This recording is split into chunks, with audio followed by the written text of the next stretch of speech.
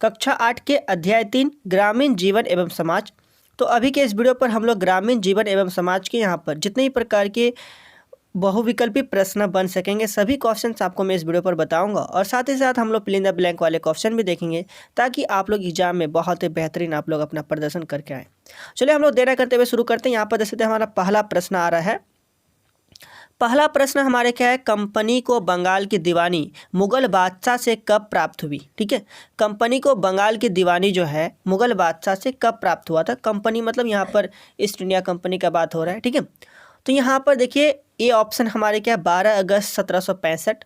तो आपको मैं बता दूँ कंपनी को बंगाल की दीवानी मुगल बादशाह से प्राप्त हुआ था 12 अगस्त 1765 को। कब? 12 अगस्त 1765। तो यहाँ पर जो है विकल्प संख्या ए जो है वे हमारा सही है, 12 अगस्त 1765। पहले आप इस वीडियो को पूरा देख लीजिए, फिर उसके बाद आप लोग इन सही प्रश्नों को लिखिएगा पुनः देख करके। ठीक है, दूसरा प्रश्न यहाँ पर देखिए। दूसरा प्रश्न हमारे क्या है, स्थायी बंदोबस्त व्यवस्था किस गवर्नर जनरल के समय शुरू हुई।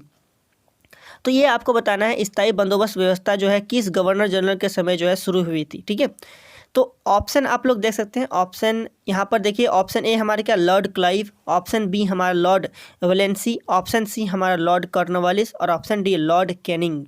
तो आपको बता दो यहाँ पर जो है लॉर्ड कॉर्नवालिस के समय जो शुरू हुए थे। ठीक है, तो सी वाला ऑप्शन यहाँ पर सही होगा, लॉर्ड कॉर्नवालिस। स्थायी बंदोबस्त व्यवस्था किस गवर्नर जनरल के समय शुरू हुई, तो लॉर्ड कॉर्नवालिस के समय जो है शुरू हुई थी। तो यहाँ पर 2 नंबर प्रश्न का इधर हमारा सी वाला विकल्प जो है बिल्कुल सही है।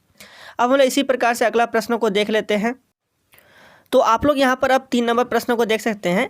3 नंबर प्रश्न हमारे क्या कहते हैं, रैयतवाड़ी व्यवस्था को लागू करने का श्रेय जाता है। रैयतवाड़ी व्यवस्था को लागू करने का श्रेय किसे जाता है। ठीक है, तो आप लोग ऑप्शन को देखिए और इसका आंसर कीजिए आप लोग। ठीक है, देखिए ऑप्शन ए हमारे क्या टॉमस मुनरो, ऑप्शन बी हमारा लॉर्ड वेलेंसी, ऑप्शन सी वॉरेन हेस्टिंग्स और ऑप्शन डी लॉर्ड क्लाइव। देखिए आपको बता दो रैयत व्यवस्था को लागू करने का श्रेय जो है वे हमारा टॉमस मुनरो को जाता है, यानी कि ऑप्शन नंबर ए जो है इधर हमारा सही है। ठीक है, आप लोग साथ ही साथ याद करते चलिए, टॉमस मुनरो जो है यहाँ पर बिल्कुल हमारा सही है। रैयतवाड़ी व्यवस्था को लागू करने का श्रेय जो है टॉमस मुनरो को जाता है। 3 नंबर का ए वाला विकल्प जो है सही है। इसी प्रकार से अब हम लोग अगला प्रश्न को देखते हैं। प्रश्न संख्या 4 नंबर प्रश्न यहाँ पर देखिए, बहुत अच्छा प्रश्न है, बहुत इंपॉर्टेंट भी है। यहाँ पर बोला गया कि पहली चाय कंपनी किस नाम से जानी जाती है, यानी कि भारत में बोला गया। ठीक है, तो भारत में पहली चाय कंपनी जो है किस नाम से जानी जाती है। तो ऑप्शन ए हमारे क्या है, ऑप्शन ए है हमारा Brooke Bond company, option B Lipton चाय कंपनी, ऑप्शन सी असम चाय कंपनी, ऑप्शन डी टाटा चाय कंपनी। देखिए पहली चाय कंपनी जो है किस नाम से जानी जाती है, तो असम चाय कंपनी के नाम से जानी जाती है। तो ऑप्शन नंबर सी जो है बिल्कुल सही है, आप लोग इसे याद कर लीजिए, ऑप्शन नंबर सी सही है, असम चाय कंपनी। अब हम लोग 5 नंबर प्रश्नों को देखते हैं। प्रश्न संख्या 5 नंबर देखिए, बहुत ही अच्छा प्रश्न ये वाला भी यहाँ पर है। हमारे क्या बोला गया, यूरोपियन देशों में कपड़ों की रंगाई के लिए क्या प्रयोग किया जाता था। ठीक है, यूरोपियन देशों में जो कपड़ों की रंगाई के लिए क्या प्रयोग किया जाता है। देखिए आपको मैं बता दूं यहाँ पर जो है ब्रिटिश लोग ना यहाँ पर चंपारण की खेती ज़बरदस्ती मतलब कि यहाँ पर जो है नील की खेती करवाते थे और टैक्स बहुत ज़्यादा वसूलते थे। ठीक है, तो यहाँ पर देखिए, तो यहाँ पर चंपारण एक जगह है जो बिहार में है, यहाँ पर नील की खेती बहुत ज़्यादा हुआ करती थी। इससे क्या बनते हैं, रंग बनते हैं। ठीक है, तो यहाँ पर देखिए यूरोपियन देशों में कपड़ों की रंगाई के लिए क्या प्रयोग किया जाता था, तो नील प्रयोग किया जाता था, है ना, भारतीय नील, यानी कि यहाँ पर जो ऑप्शन नंबर ए में लिखा है भारतीय नील, तो यह सही होगा। तो यहाँ पर आप लोग देखिए ऑप्शन ए हमारा भारतीय नील, तो भारतीय नील ही यहाँ पर सही होगी। ऑप्शन बी में क्या लिखा था हमारा China rose, option C world, option D इनमें कोई नहीं। तो यहाँ पर आपको मैंने बताया कि यहाँ पर जो है ऑप्शन नंबर ए जो है वह सही होगा, भारतीय नील होगा। ठीक है, तो 5 नंबर का ए ऑप्शन सही है।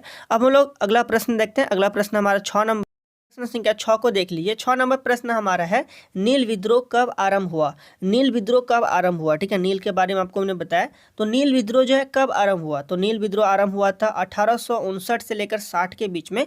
तो यानी कि यहाँ पर ऑप्शन नंबर कौन सा आप लोग देख पा रहे हैं, ऑप्शन नंबर ए जो है यहाँ पर लिखा गया हमारा 1859 से 60, तो यही है। यहाँ पर देखिए ध्यान रखिएगा, आरंभ बोला गया। ठीक है, तो नील विद्रोह का आरंभ जो है 1859 से लेकर 60 ईस्वी तक। तो ये वाला बिल्कुल सही है, हमारा 6 नंबर के ए ऑप्शन सही है। अब हम लोग 7 नंबर प्रश्न को देखते हैं। 7 नंबर प्रश्न आप लोग देख पा रहे हैं, यहाँ पर हमारा है नील आयोग किनकी अध्यक्षता में गठित हुआ। नील आयोग जो है किनकी अध्यक्षता में गठित हुआ, तो आपको बताना यहाँ पर जो है कौन सा ऑप्शन जो है बिल्कुल सही हो जाएगा।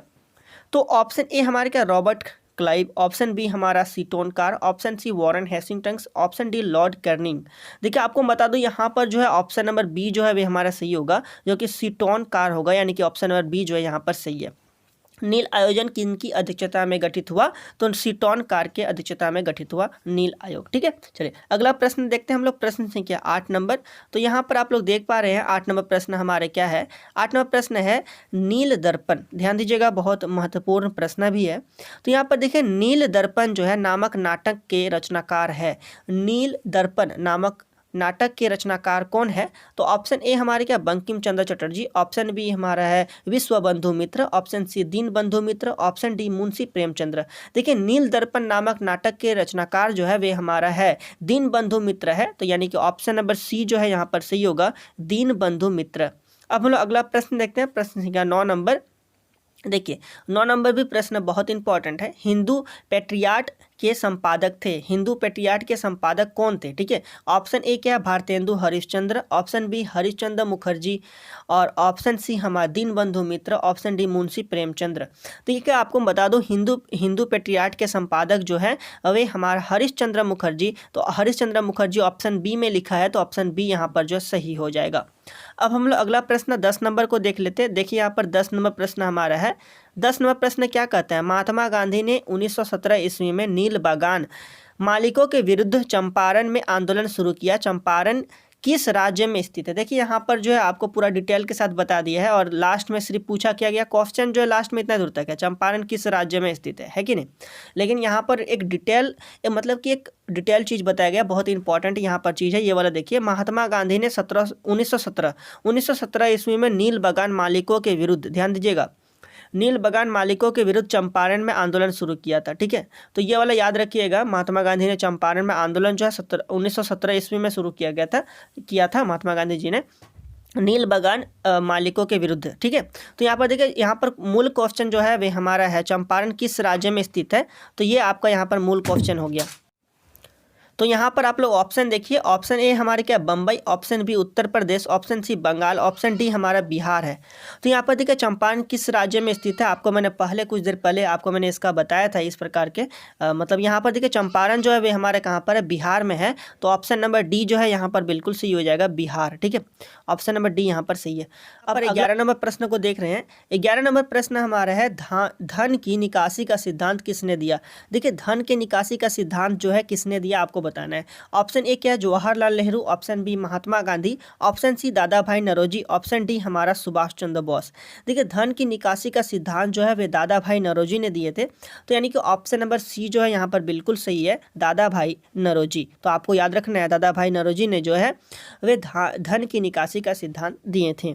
अगला हम लोग प्रश्न देखते हैं 12 नंबर प्रश्न यहाँ पर देखिए, मालवाड़ी व्यवस्था में महालदार किसे कहा जाता था? देखिए मालवाड़ी व्यवस्था में जो महालदार जो है वे किसे कहा जाता था? मुखिया को ही महालदार कहा जाता था। तो यहाँ पर देखिए, यहाँ पर ऑप्शन देखिए, ऑप्शन ए क्या जमींदार को, ऑप्शन बी गांव का मुखिया, ऑप्शन सी किसान, ऑप्शन डी ब्रिटिश सरकार।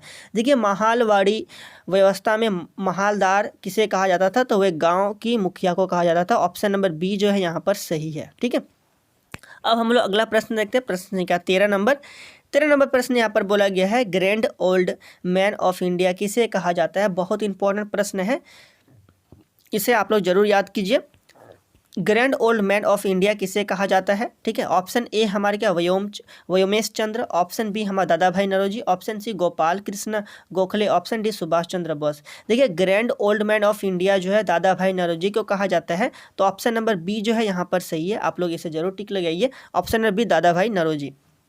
अगला प्रश्न देखते हैं, प्रश्न क्या 14 नंबर यहाँ पर प्रश्न है, महालवाड़ी व्यवस्था सर्वप्रथम किसने तैयार की?